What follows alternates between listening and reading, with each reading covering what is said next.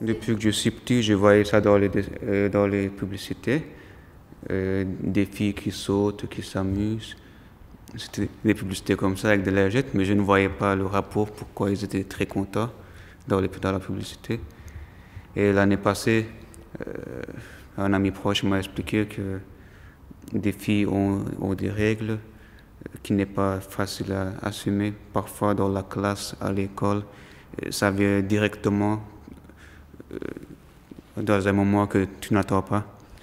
Et c'est un peu malheureux pour une fille parce que les garçons n'ont pas ce problème-là. Et cette lingette, ça sert à absorber cette maladie-là. Bah oui, en fait, quand j'étais petite, oui, quand on dit serviette hygiénique, moi je pensais que c'était essuie-tout. En fait, c'est à la fin, ma tante m'a expliqué, elle m'a dit non, ça sert pour les filles quand il y a des règles. Parce que chez nous, on disait Kotex, mais on ne disait pas serviette hygiénique. Mais presque tout le monde pensait que c'était un essuie-tout. En fait, c'est ma tante qui m'a éclairé, elle m'a dit non, c'est pas un essuie-tout qu'on sert à la cuisine. Ce qui est assez amusant, en fait, oui, c'est que non seulement c'est le fait d'avoir vu les publicités à la télé, mais quand je voyais les paquets de serviettes dans les toilettes, je m'interrogeais. Et sans avoir de réponse, je m'étais imaginé que c'était des serviettes qui servaient à éponger la sueur sous les bras de ma maman.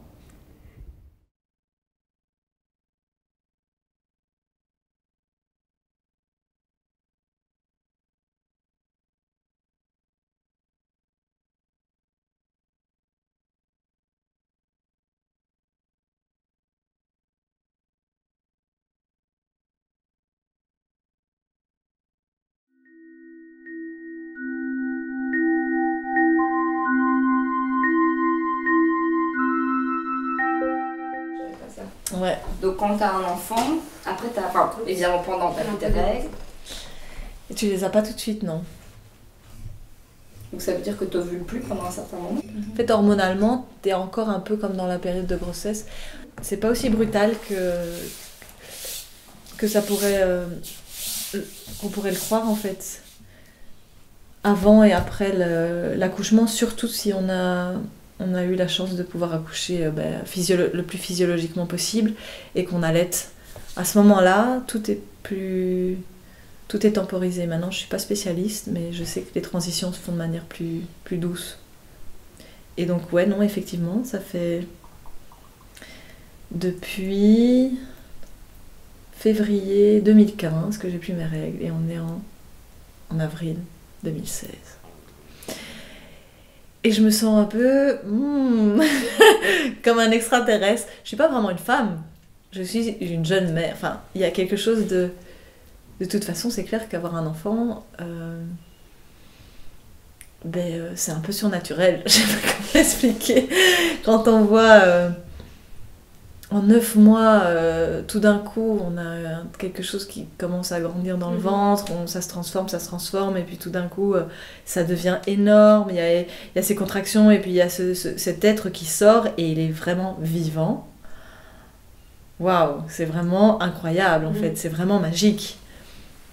Et c'est vrai que ça donne tout à fait un autre éclairage sur les règles en fait. Le fait de devenir mère, on se dit waouh, en fait, tout ça a vraiment un sens. Et en fait, plus que se le dire, on le vit réellement. Et comme en plus la naissance se fait dans un bain de sang, et enfin, moi j'ai vécu mes accouchements sans péridurale à la maison. Donc mes 2 enfants sont nés ici, juste au-dessus de notre tête. Eh bien,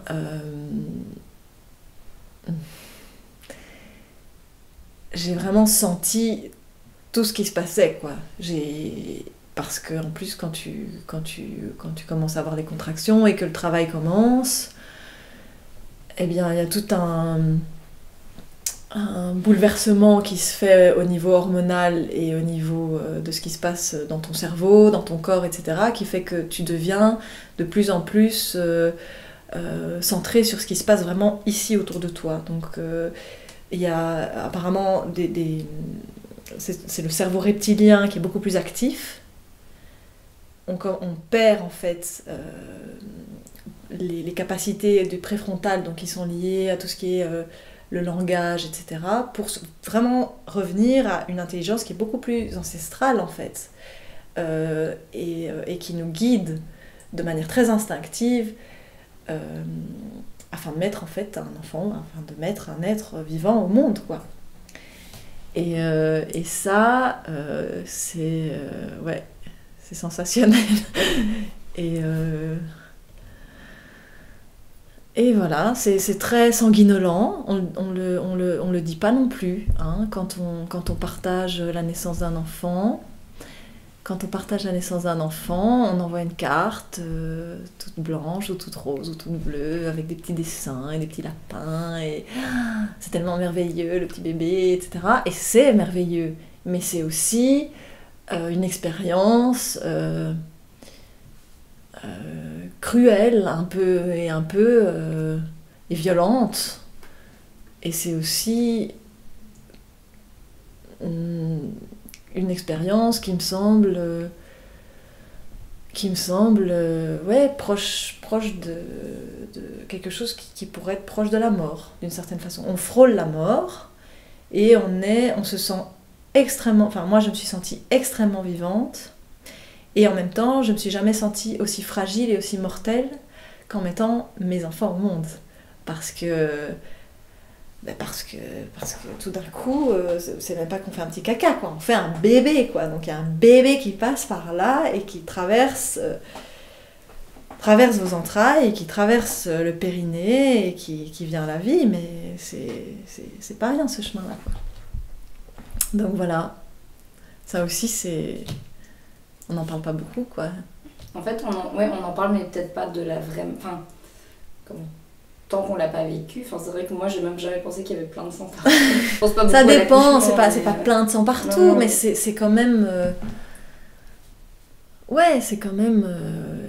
Bon, il y a des femmes qui se font couper, entailler, parfois ça se déchire tout seul, quand c'est pas une césarienne, sinon, effectivement, il y a de toute façon le placenta et le placenta, c'est déjà... c'est pas rien, quoi. C'est vraiment, au niveau, quand le regardez, il doit sortir après, donc le bébé sort, et puis on a encore des contractions, et puis il y a le placenta qui sort, et là, c'est pas des règles, quoi. C'est vraiment... une masse, c'est volumineux, c'est visqueux, c'est marron, noir, il y a du sang, il y a des espèces de glaires comme ça... Mais c'est vrai qu'après un accouchement ou plusieurs, les règles, c'est régulier. J'ai plein de femmes que les règles sont plus abondantes. Mais tout ça, c'est pas, on n'en parle pas, ça gêne, quoi. Et ça gêne pas d'un point de vue moral ou que c'est sale, on veut pas le savoir. On a autre chose dans sa vie que son boulot, le boulot veut pas le savoir. On a un fonctionnement, on a appris, hein, il y a un policier dans chaque tête, hein, on a appris ce fonctionnement-là, et je pense que nous-mêmes, on est un peu formatés à ça. On est dans un projet, quel qu'il soit, quelqu'un dans le groupe qui est dans le projet, a quelque chose dans sa vie qui fait qu'il va être moins efficace sur le projet, quelque part, on va lui faire sentir que il y a un truc qui va pas. Dire, ouais, mais t'assumes, on veut pas le savoir. Tu t'es engagé. C'est toujours le truc. Tu t'es engagé. Mais il n'y a aucune bienveillance, en fait. C'est vraiment ça qui manque. C'est très difficile à cultiver, cette bienveillance. Il faudrait qu'on arrête de fragmenter la vie en différents niveaux, en fait, professionnel, privé. Il faudrait qu'on puisse englober le tout. Ça fait partie et qu'il n'y a pas de... Oui. Voir la personne dans son entièreté. Il n'y a pas de tabou, Ouais, moi je connais une femme qui après son 3e accouchement, je pense, a eu des règles beaucoup plus abondantes. Oui. Elle dit que c'est trop abondant, mais bon, c'est abondant. Et du coup, elle a demandé à son gynécologue un médicament pour arrêter ses règles, parce que parfois elle avait des réunions assez longues avec des collègues masculins. Elle devait tout le temps se lever pour aller changer sa serviette ou je sais pas quoi. Oh, que je compatis. Du coup, elle a préféré supprimer ses règles plutôt que de... Je sais pas. Ça aussi. De pouvoir, oui, parce qu'on peut pas en parler. On peut pas le dire. Oui, excusez-moi, le troisième poil. Ou simplement dire, voilà, je vous préviens à l'avance, là j'ai mes règles, elles sont fort abondantes, donc je devrais m'absenter à plusieurs moments. Et ça pourrait être même dans la bienveillance, ça pourrait être même de la part des mecs de dire, ah, on fait une petite pause dans la réunion, elle est partie aux toilettes, on fait une petite pause. Enfin, ça pourrait s'agencer, ça pourrait être différent, c'est clair.